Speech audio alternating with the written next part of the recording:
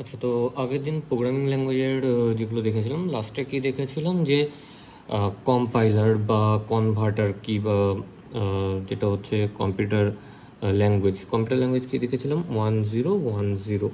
তো কী হচ্ছে, human language কি এবিসিডি বা অ ক খ যাই লিখছি, কনভার্টার সেটা কি করছে, মেশিন ল্যাঙ্গুয়েজে কনভার্ট করছে, আবার যখন আমরা দেখছি তখন আবার হিউম্যান ল্যাঙ্গুয়েজে কনভার্ট করছে।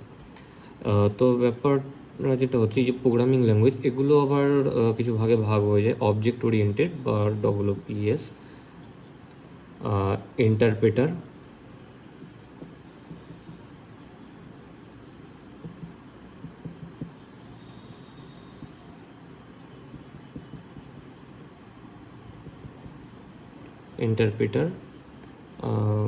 স্ক্রিপ্টিং।